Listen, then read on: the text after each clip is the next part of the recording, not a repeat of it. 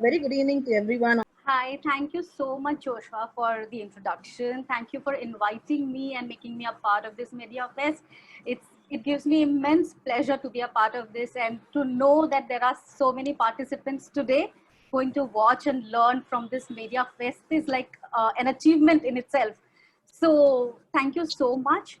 And we spoke about giving tribute to Swami Kanna Vincent, Mr. Vincent, and something I read about him yesterday, which I would like to share with all my participants here today, is something like at the age of 22, he was having a desk job in an Indian railway system in the southern India.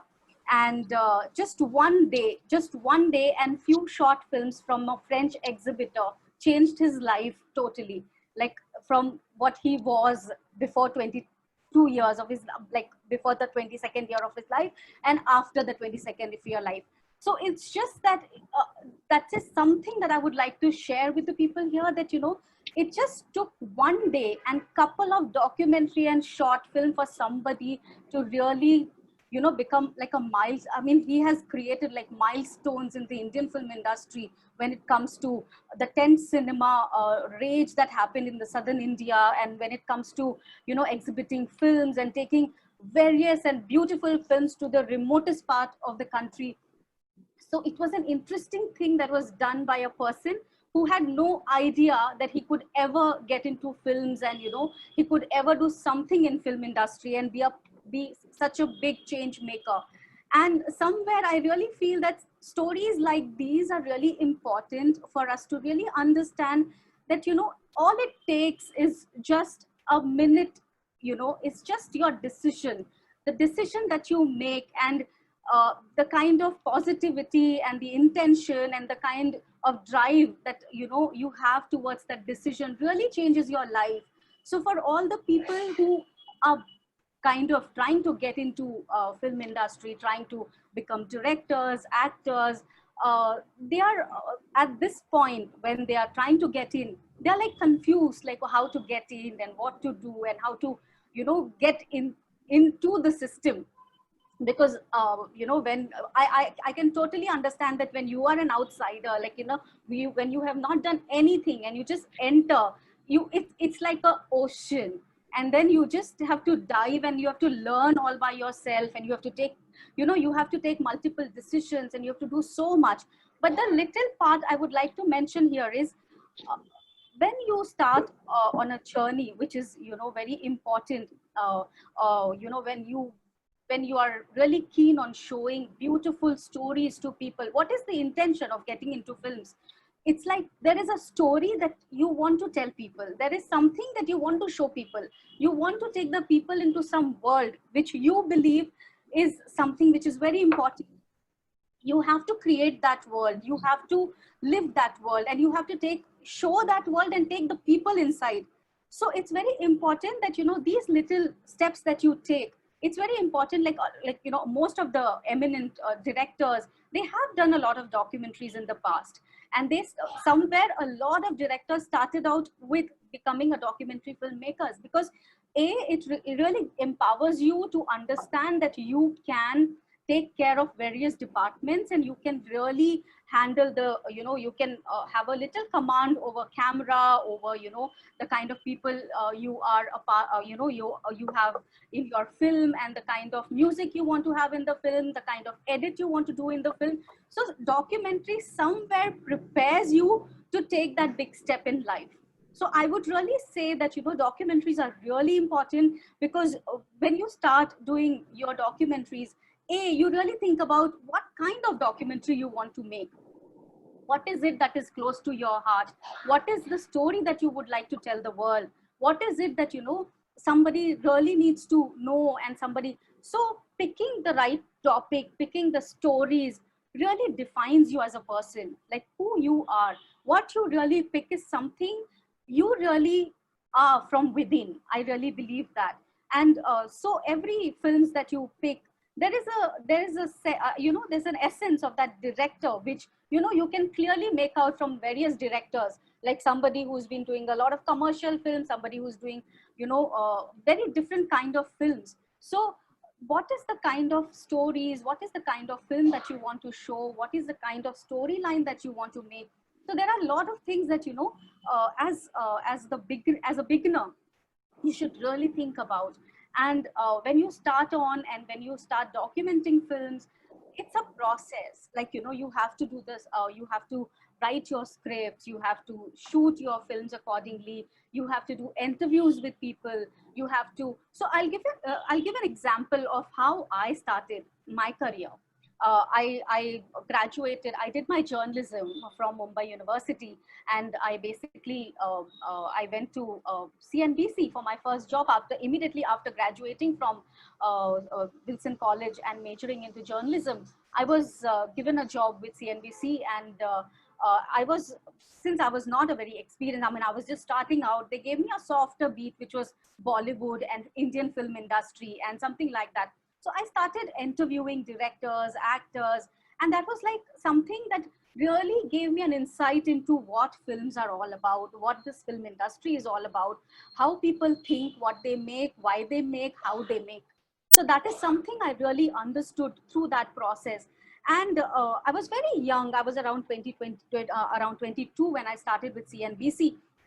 And it was like I used to be on prime time, like every evening. I was the news anchor, and something my family really settled and thought that, you know, this is something that you should do, and this is something that you should continue your life with. But that's something I really did not want to do. I wanted to share a lot of beautiful stories to the people, to the world. And I, you know, stepped out of CNBC and I started doing my documentaries. The very first documentary which really intrigued me to the core was something, a story that I read in a newspaper, in a snippet, which talked about Land of Widows. Land of Widows, it was like like villages which are like completely widowed. There are no men in the villages. So it was kind of interesting for me to kind of understand, like, you know, why. I mean, I mean, why is it? So after the headline, I went to the story, and it said that, you know, there's a lot of sandstone mining happening in Rajasthan, and there's a lot of there's a lot of which, I mean, the kind of things that happens, a lot of illegal sandstone mining happening, because of which you don't have medical supplies which are given to the people who are constantly exposed to silica dust. So you don't have any kind of medical kits to secure yourself or to protect yourself from the dust, which is like coming on your face 12 hours a day, which makes you go through various severe symptoms in the body. And after which, after you have those kind of symptoms, you basically fall sick, and the mine owners throw you out, and then you have nothing to take care. I mean, there's nobody who can take care of you, and then you fall sick, and there's no treatment, and then you die. And that was something that was very powerful. I mean, how is it that there are villages and villages in Rajasthan which are completely widowed? I mean, so it just happened that I just took my I just got onto a flight, and I just landed there, and I wanted to understand what is it. And I spent a lot of time with the people. I stayed with them, I understood their story, I documented it, because I had really wanted people to see and understand what really happens in the world, and what really happens. So this is the kind of story which I did in the like, this was my first film, and after which I did multiple films. And the other one which I did, one of the films which I did was called Foresting Life, which actually went on to get national award.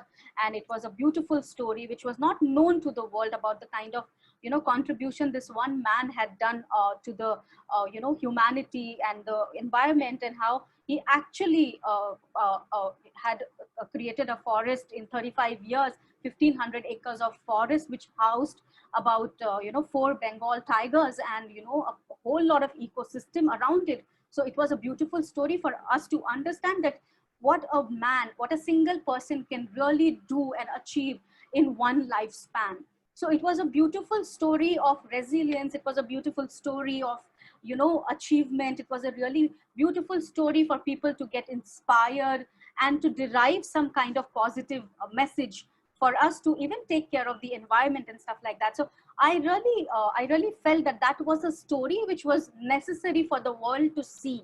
And I always make stories for, I mean, the kind of stories that I really make are like the kind of stories that I really want the people to see, and for it to reach. And I mean, you know, for these little stories which can be, you know, people can get inspired from. So this is the reason why, you know, I did a lot of documentaries. Again, currently I'm scripting a few other documentaries which talks about silent water revolution in Pondicherry district, and then we are talking about human elephant conflict in the northeast of India, which is Assam and the other Karbi Anglong area and all those places. So these are the kind of you know, documentaries which the world needs. Why? Because we all know the kind of situation we are in when it comes to water. Water security has become a really important issue now, and we really need to talk about it. We really need to you know, make people aware about these issues, and we really need to you know, encourage dialogues around water security, conservation, and preserving knowledge, and you know, kind of you know, various other things, aspects related to water security. So these are the kind of films that we are currently doing, which really even now when you see like when you go through the news channels and everything, you really see the kind of treatment the elephants are getting. But we really forget, why are they getting this kind of treatment? Why is this happening? The why is really missing from the entire narrative which is being pushed, that people are being very angry. No, the kind of development that's taking place around us has left us with no land for the animals, is leaving, I mean, them, I mean, they have no shelter. So where will they go? And then all of this is happening. So somewhere we really need to coexist. And that's exactly what we're talking on our next film, which talks about coexisting with the beautiful and the wild, you know, with the beautiful nature, coexisting with the wild, wise beast, because animals are the wisest of the creatures present on planet Earth, if you may agree. I mean, I totally agree, but it's something that we really need to understand and create dialogues around something like this. So these are the kind of documentaries which really you know, create dialogues, and it needs to be seen by now a kind of film which talks about Pondicherry district, a Karaikal district, wherein one officer, one IS officer revived 178 water bodies over 3 months, and has given ownership of these water bodies to the villagers. And it was a community led kind of a scenario wherein they took care of it and they revived it and everything happened. So these are the kind of, you know, blueprints which should be shared with the other people for them to, you know, replicate it, for them to scale something like this. So these are the kind of stories which should be, I mean, which should act as inspiration and should be taken from, you know, from there. And so these are the kind of films that I'm working on. And yes, I also do various production. I do production for ad films, I do production for films, and I do a lot of other kind of production. But I mean, documentaries is currently, I mean, something that I really want to focus on and want to create this voice with a lot of youngsters. Basically, I plan to create a movement wherein a lot of youngsters join me or join the kind of organization that I'm trying to create now, wherein they will be able to document a lot of films, wherein I'll be able to kind of, I believe that I'll be able to kind of fund them in some way so that they can live their passion, which also benefits humans and, you know, the creatures and the nature, and, you know, we really learn to coexist with nature. So this is something that we are planning to do. And yeah, so when you pick a documentary, like again, the last, I mean, the documentary which was, I was about to start documenting and the lockdown happened, was from Karaikal, which I told you about, the water conservation. So these are the kind of documentaries that, you know, you have to, when you're starting out, when you want to do something in film industry, start from you know, documentaries, because that really gives you a sense of you know, what why you want to become a filmmaker, that why is really important, and why you want to show what you want to show. Because when you are a documentary filmmaker, I can assure you that a lot of meaningful content, a lot of meaningful films which are really important for the Indian film industry will come from there. Because you need to really develop a sense of that, if you're going to spend a year or two doing a very like a full-fledged production and going to create a film, it better serve some purpose. It better inspire people to do something, to better stand up for something, to better do something in life. So it should act as an inspiration. And just as Nasser sir rightly said, that going to beautiful locations and shooting and doing n number of things. Sorry, my Tamil is not that good, so I did not understand half of it, and I don't really understand Tamil. But I could sense from what he was saying, from the way he was saying, I could sense that he meant to say that shooting a song in New Zealand or Europe is not filmmaking. You really need to. This lockdown has really given people a kind of a setback for the Indian film industry, for them to really understand the kind of films people are really keen on watching. Why are people moving to content which are interesting? You can see the content on Amazon, Netflix, and other places, and small films, but you're not getting the kind of attention these films are getting, like the Delhi Crimes. I don't know if you've seen that on Netflix. I don't know if you've seen the other series which have come on Amazon, like Patal Lok. I mean, this talks about I mean, very different kind of stories from the villages of India. And the hero, they have really clearly told us that the hero is not somebody who will have a six pack and whose body will be well built and everything. That person is not the hero that we need at this point. We need a hero who can really bring about change by little things that he can do in life, by the little things that he can really create around him. And that's the kind of hero we really need in life at this point. And I really feel that a lot of people have really really trying to understand the kind of films that they will be making now. So there is this whole race for doing biographies of showing very important personalities from the past. So they are kind of making films on those. They're trying to make n number of films, and the kind of films which really ruled like the last 2 decades are somewhere going out of the window. That is something which is not needed now. And from there, we can really sense that our audience are kind of aware about what's going on around them. Social media has created a lot of awareness amongst people, and that something is really helping change the whole narrative of how the films are being made and what kind of stories we really need to talk about. So these are the kind of stories that we should really think. And the kind of, so the stories are all around you.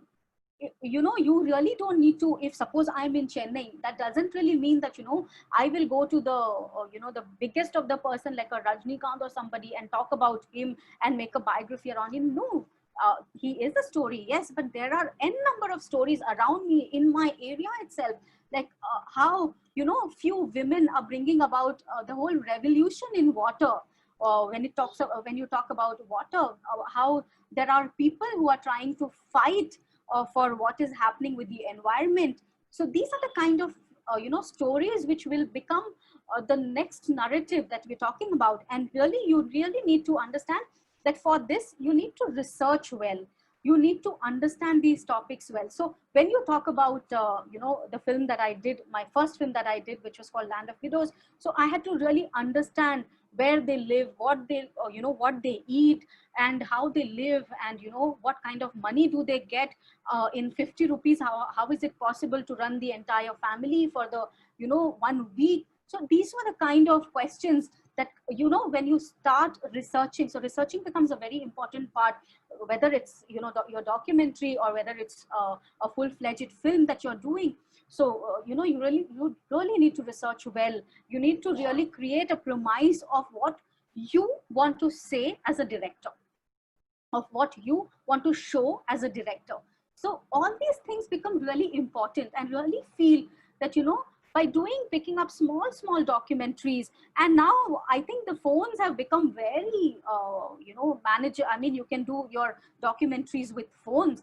Just you use your mobile phones and create small 5-minute films. You yourself will understand what filmmaking is all about.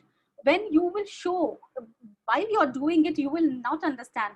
But when you will create that 5 minute, and when you will show it to the other 5 people around you in the, in your hometown or in your area or in your building, when you will show that film, 5 people will talk to you about, so they'll ask you questions and you will understand, oh, I did not pay attention to something like that. I should have paid attention to that. That was important. So then when you do these small documentaries, you kind of get 360-degree perspective of an issue, of the particular topic. So the next time you pick up anything, you will develop more skill sets and do it in a better way. So these small steps are really important. And what are short films? Short films are nothing but the climax of any larger film that you see, like a 2-hour film. The climax of that film is a short film. So that is the idea, like, that is something. So if you can handle the climax, if you can do that short film, and if you can handle that climax of the film, why can you not handle the entire production? It's easy, but you need to develop that skill set to handle that one or couple of scenes, to see if you can manage or not manage it.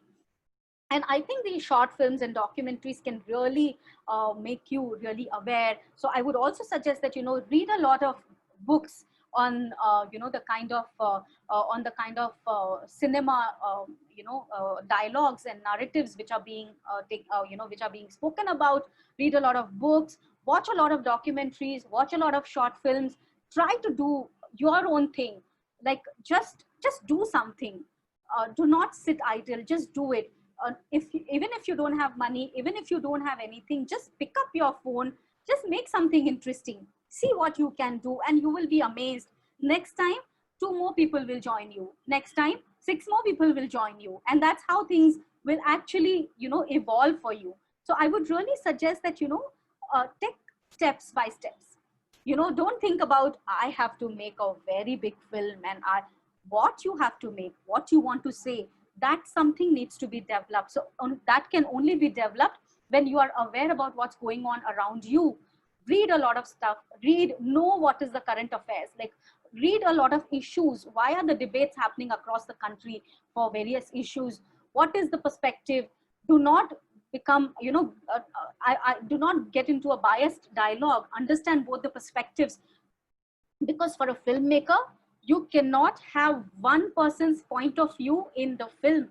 You have to have perspective of the characters, either the mother or the brother or the husband or the sister, or everybody. And you have to beautifully justify all the characters in the film.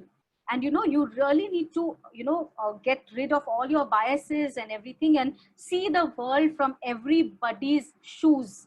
Get into somebody else's shoes and see your life. You will become a director, and a very good director. Just step into the other person's shoe and try to understand what that person feels and what that person is going through at that particular moment. You will get an insight to doing a beautiful job when you are trying to create a film. So yes, this is exactly that I had wanted to share with the with the participants. If there are any questions, I'm here to answer them. So Joshua, if you would like to take it from here. Yeah, there are a couple of quick questions. Okay. Yeah.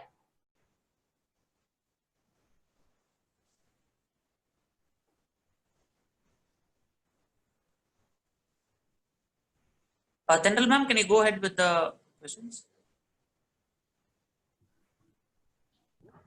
So after hearing a very inspiring speech and listening it from a woman, it is really great. And I think it will also remove the taboo in the society that the film industry is mostly for men. We have a question asking how much you think women are accepted, and is this journey suitable for all the aspiring women out there, as it's still a taboo?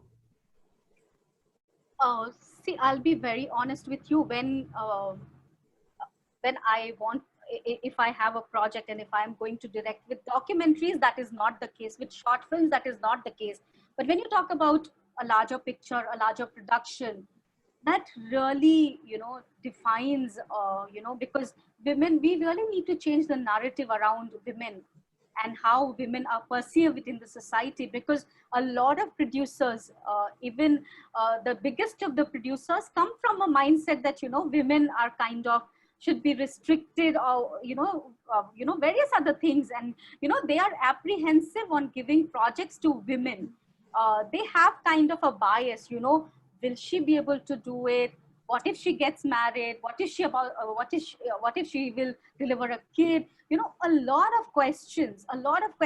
So these are the kind of biases. I mean, there are beautiful stories coming out from across the globe. I must say that, how women are becoming pioneers in every particular field, whether they are just, delivered a baby of 1 month ago, or, something like that. So these are beautiful stories of the kind of, after doing everything that they are supposed to do, they are showing that they can even excel in the fields that, and we've seen such beautiful examples all across everywhere.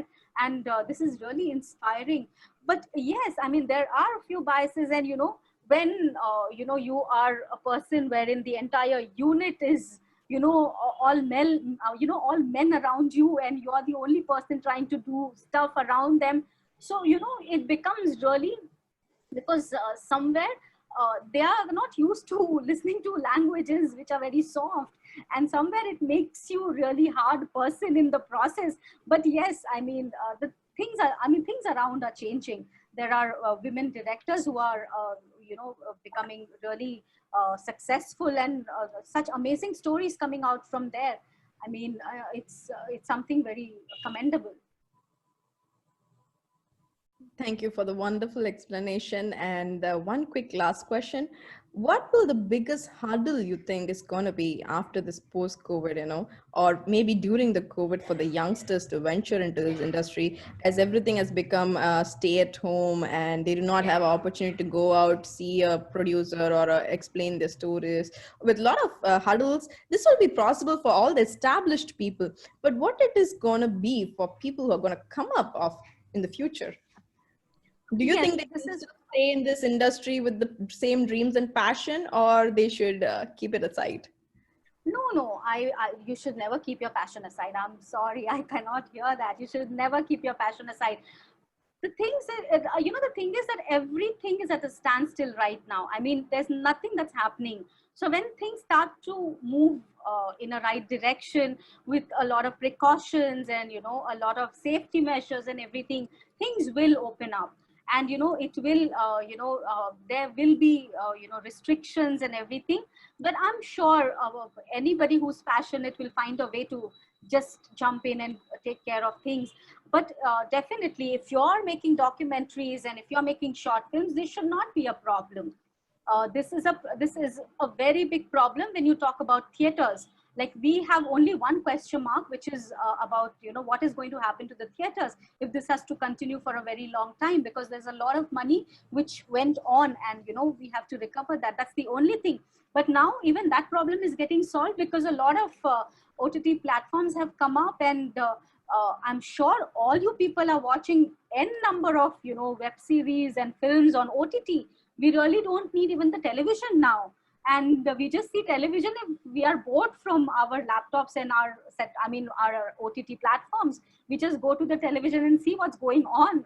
Really, the television is just news, and that's also entertaining.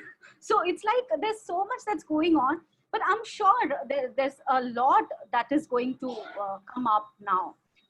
Post-COVID, we are expecting a lot of production will take place, and a lot of content will be produced. So the kind of content which we do not have right now, when we talk about the OTT platforms, we really don't have children's content. We do not have films for children. So all the kids in the family, they have nothing to watch, practically nothing to watch. So a lot of content will be created for children there. A lot of other stuff will be created. So just understand, even that understanding can come from your own family, that, what is my little brother wanting to see? What is my little brother kind of trying to watch? So we are also trying to look into the aspect of creating children's content now, because that is going to be in demand. considering the kind of, the viewership we are getting from the children on the OTT India, the other platforms. So that is something which is going to, boom. And a lot of children will be on the OTT platforms watching children content. So yes, there is something which is coming up, and there, it's going to get redefined, and a lot of different kind of content will be redefined. A lot of short films and documentaries will find platforms. Initially we didn't had any channel or any platform which showcased short films or documentaries, but this whole scenario is soon going to change next year, and it's better that we jump in now and create content so that you know where we have to go and give it to. So a lot of documentaries and short films will be picked up by the OTT platforms next year. A lot of children's content will be picked up by the OTT platforms next year. And so they are redefining. Even they do not know how the things are going to shape up, or the shape out, or anything, how it's going to all happen. So as and when we move, it is all going to, evolve. But surely there's going to be a huge of demand for short films and documentaries for sure. Thank you so much. On behalf of Tati and myself, it's really great to see a woman delivering such an empowerment speech, not in a common field, but in a field where there's a lot of battle in every day. And thank you for joining us, Shri Aarti Srivastava, and giving us a lot of knowledge, a lot of different genres to look into, platforms. And I think this would have given a lot of our participants an idea on what they are looking for. Thank you so much for joining us. Thank you so much. Yeah, and also on another note, I would like to thank our fantabulous COO, Mr. Joshua, for always believing that women can always do more, and having a GRO as a woman for Tati. So I think women empowerment is everywhere, and we are witnessing it at Tati too. Thank you for joining us. Thank you.